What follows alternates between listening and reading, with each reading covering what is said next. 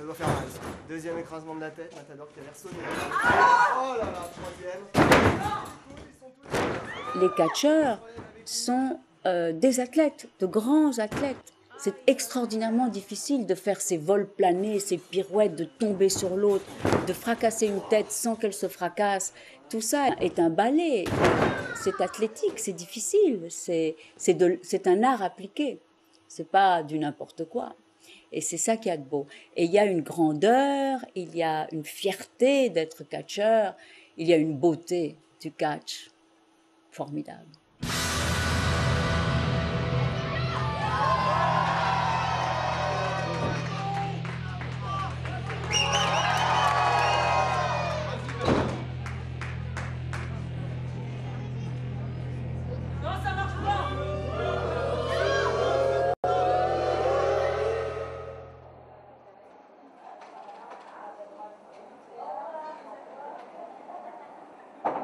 Il y a une part de croyance, parce que tout ça est tellement fantaisiste qu'il faut croire aux méchants, il fait tout pour l'être. Il met des masques, par exemple, il y a toujours un qui incarne la brutalité, traîtresse, féroce et salope, et l'autre qui incarne aussi une force du corps, parce qu'il s'agit quand même toujours de lucha, mais qui est plus candide et qui a plus de raisons d'être le vainqueur.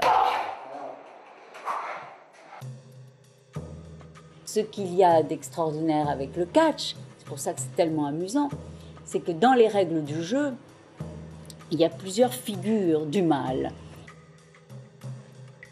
Il y a un texte de Barthes d'ailleurs, très beau sur le catch.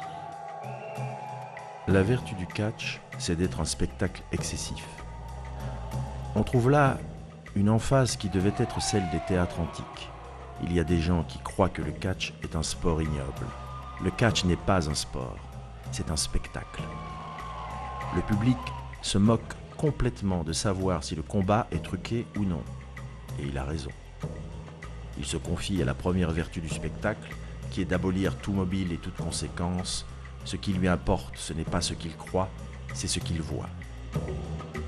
Ainsi, la fonction du catcheur, ce n'est pas de gagner, mais d'accomplir exactement les gestes qu'on attend de lui. Le catch propose des gestes excessifs, exploités jusqu'au paroxysme de leur signification.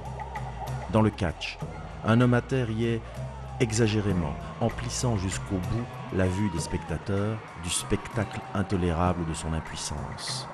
Au catch, comme sur les anciens théâtres, on n'a pas honte de sa douleur, on sait pleurer. On a le goût des larmes. Et alors je vois que vous avez la plus extraordinaire collection de mascarillas que j'ai vue. Hein. Vous en avez combien? Elles sont superbes, elles sont superbes. Il y en a plus de 100. Fantastique. Ça va du petit modèle enfant qu'on trouve vraiment à tous les coins de rue à Mexico, ces modèles qui en fait sont des modèles faits par un vrai mascarero, fait à la main, masque par masque à la demande. J'adore les super-héros, j'adore Iron Man, j'adore Superman, j'adore Spider-Man, j'adore Wonder Woman, j'aime beaucoup les héros de mon enfance, je suis restée attachée. Et parmi les héros de mon enfance, il y a le catcheur El Santo.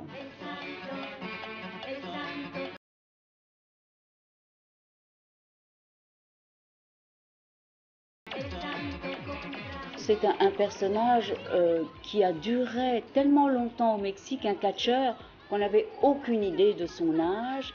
Et c'était, comment dire, le héros du catch mexicain pendant des années, puisque il n'a jamais enlevé su mascarilla de plata. La mascarilla de plata, les catcheurs ont tous un masque. Et selon certaines caídas, théoriquement, le perdant, on lui arrache le masque. Pas toujours, mais enfin, ça fait partie des rituels du catch.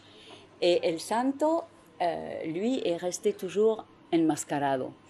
Et puis, c'est un héros populaire qui, on disait beaucoup, las apuestas, on parie sur le catch.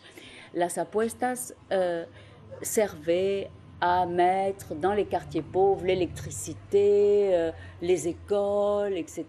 Donc, Et il est un héros merveilleux.